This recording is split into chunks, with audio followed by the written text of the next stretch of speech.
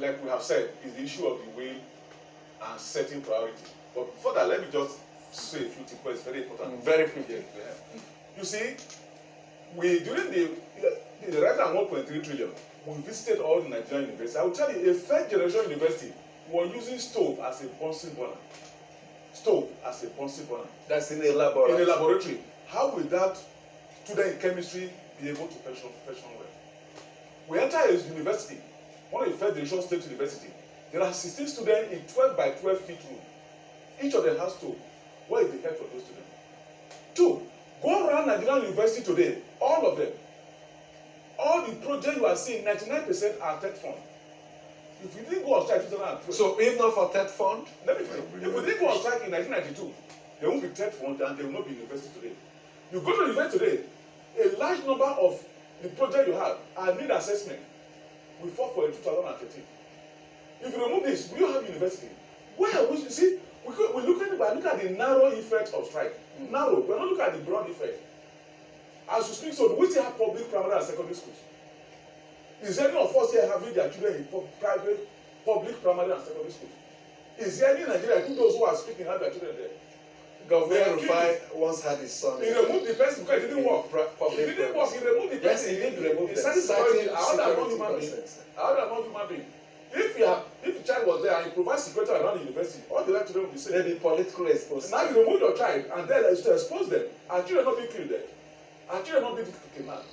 That is the selfish of political. Okay, how do we address this lack of will? Until we now look at the broad issue. Today, in the 60s and 70s, those who were here, you didn't hear a building collapsing in Nigeria. But today, every day, buildings are collapsing. Because the practical student you have in engineering, he didn't have it. So he's produced, he's son of a big man, he goes to head the structural unit in one of the ministry, and you're having the problem. That even a 21-story building will collapse in a country like Nigeria. That is the problem. So we as a union, we look at the broad effect. Okay. Not this matter of one twist. Any day, as we speak now, 95% of Nigerian students are in public university. Where you have less than 100 universities. Only less than 5% are in private, where you have more than 120 private universities. Because of our struggle. If we narrow it, and they are killed. So quickly on the political way. Yes, on the political way.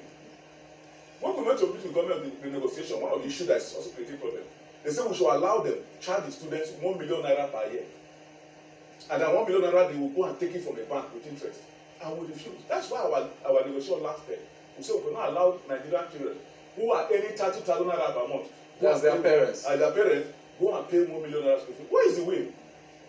The loan will be structured in such a way when they graduate, they will pay back. Pay back with the interest. So if it takes you 20 years to get a job, your loan is. But the such applies in Western society. In those policies we talk about, we also did our investigation. Many of the students committed suicide because they couldn't pay the loan. They died. They killed themselves.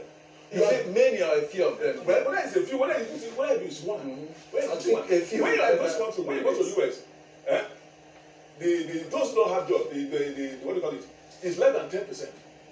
You go to those countries, less than 5%. You are sure that when you graduate in 2 or 3 years, you get a job.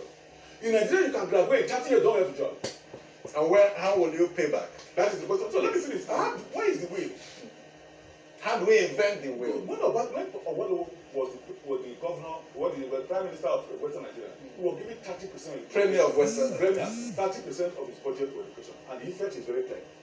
And we're still making reference. Ghana give up to between 20. South Africa give 25, 26, 30. We are giving 5.6. That budget 5.6, the least in the whole world.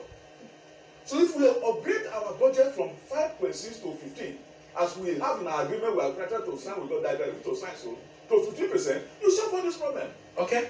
We also give alternative, just like we give the third one. Give alternative of what to do in the agreement of negotiation. Okay, I'll come back to you. Let Prof talk on. Let me just ask. Way out of this situation. A long jam has been. No, very simple.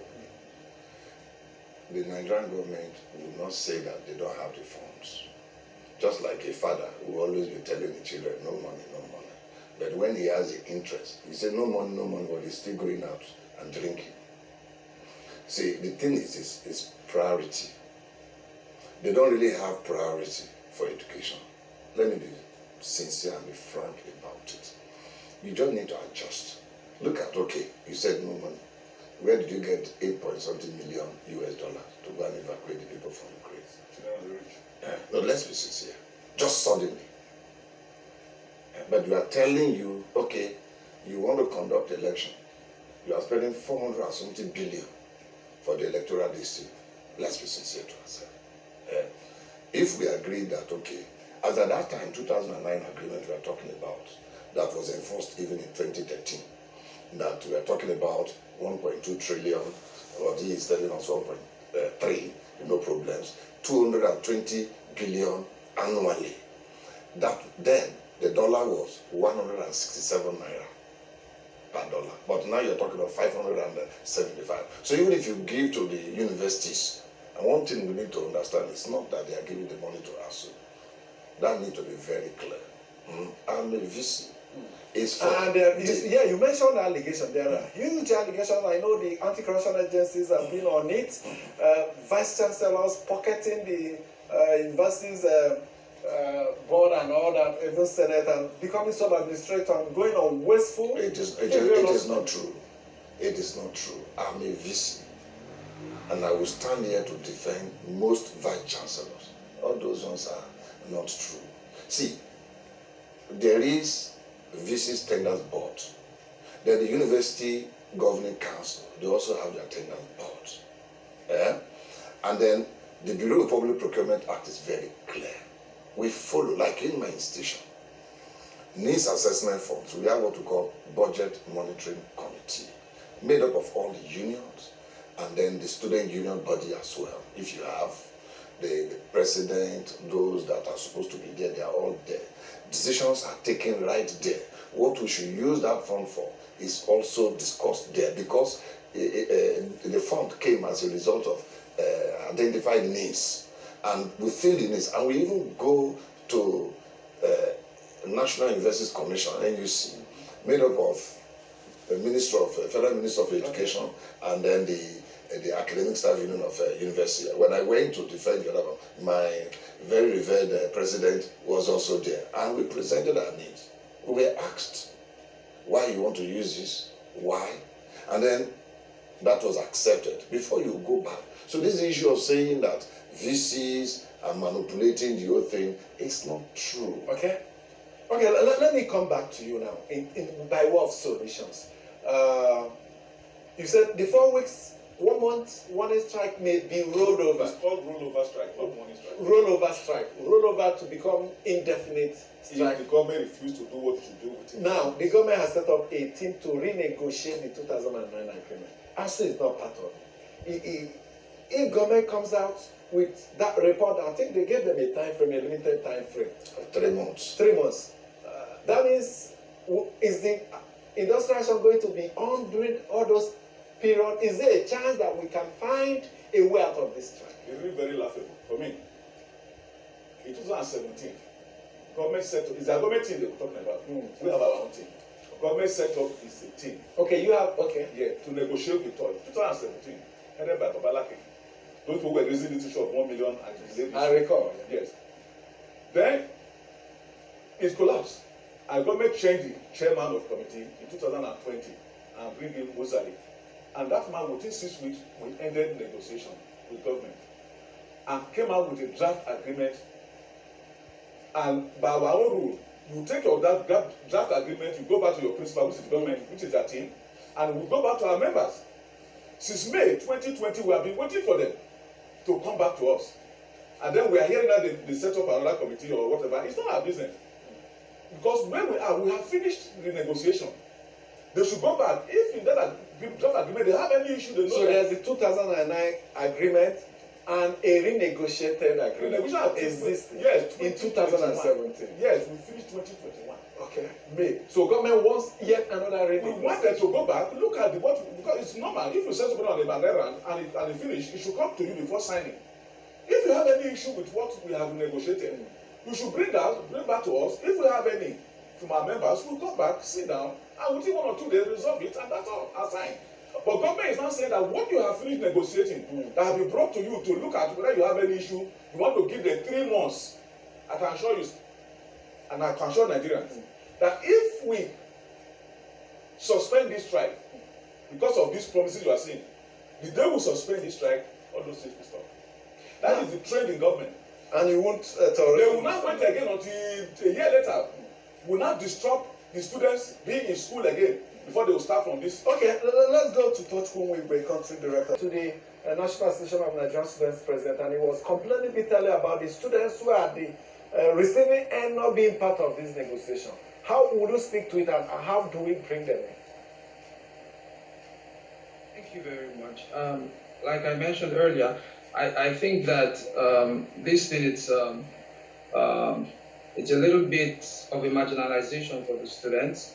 Of course, I understand the position of the ASUU and their leadership, and I do understand, of course, also that the Nigerian government has been very, very lackadaisical on the matter, which is one of the reasons why the representative of the NANS did not go to the ASUU. They went to confront the federal government of Nigeria.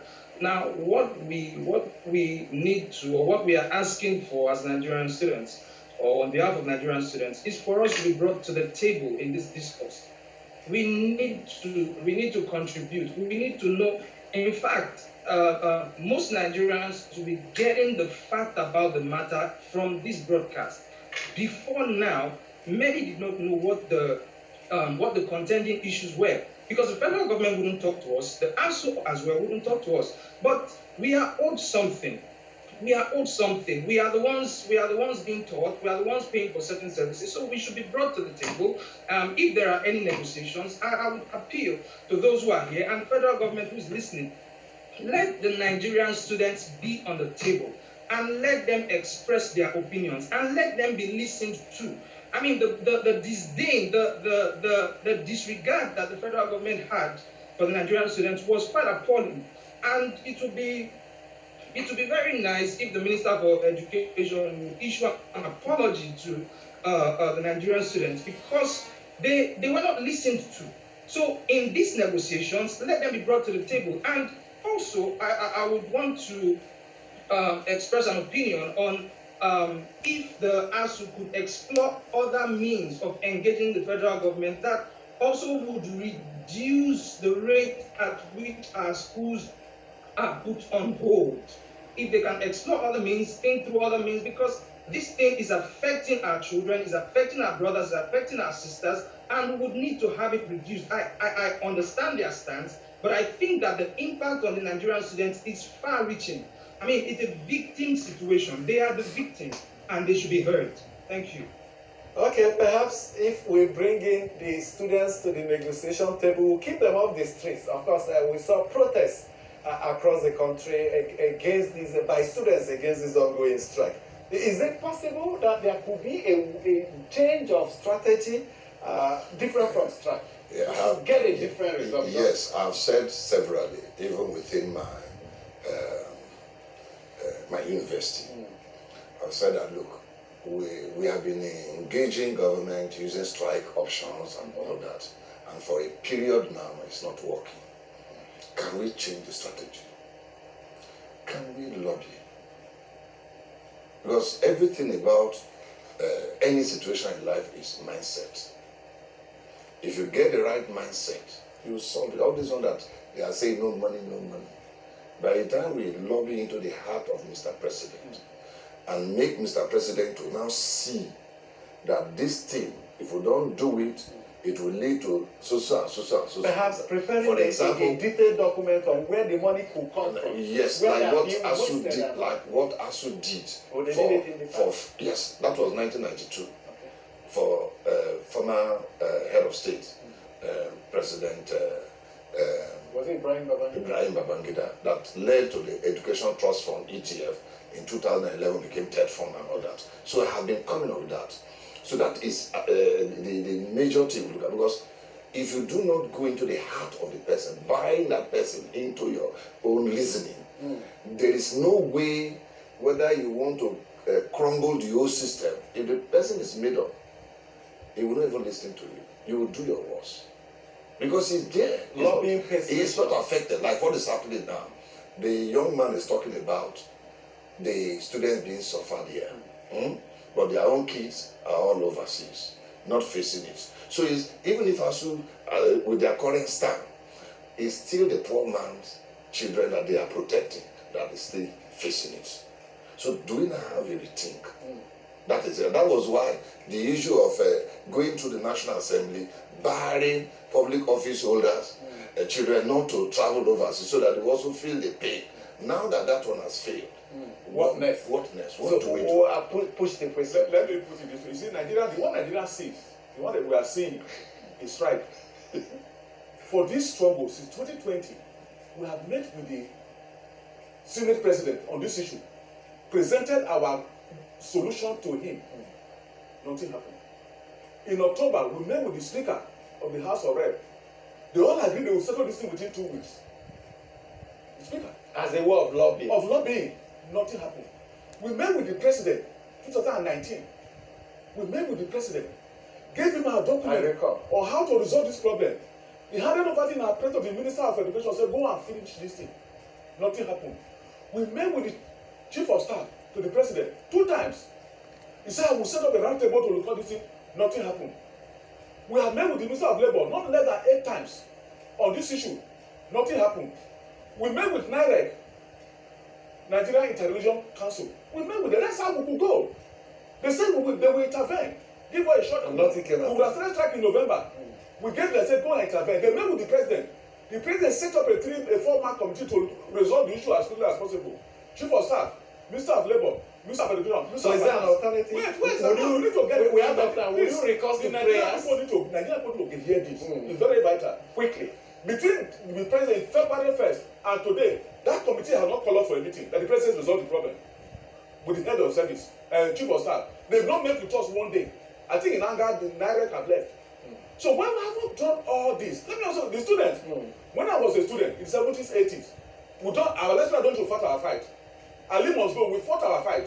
They should go and fight their own fight, not with us. Not with They're doing it on the streets. So they should be talking about being our table. They should go and have their table with their government and discuss. But they have a right to also be involved in They have no right to be in our negotiation. It's a bipartite negotiation, not tripartite. Bipartite, it could be tripartite. We don't want tripartite. Give me the foot. If we do that, let me tell you, Nigerian people, if we do that tomorrow, if all of us move the student and the government, and the next day the government demonstrated and blocked road, the ASUU instigated them. Okay. So will you resort to prayers? If NIREC, the head of the Muslim religion, the head of Christian, they have all prayed everything and it didn't work. Only one thing is left. It's where we are now. Professor Emmanuel, they do what they want to do. Professor Emmanuel Osedeke is ASUU President. Another Professor Samuel Edoumiekumo, Chairman Committee of Vice Chancellors of Nigerian Universities, and Totu Wigwe, Country Director, Africa for Africa Initiative, all joined in search for solutions, and we will keep doing that. We wouldn't give up. We'll continue to pray and continue to do the good work to save the future of our children and by implication, the future of the country. My name is Emmanuel. Have a good day.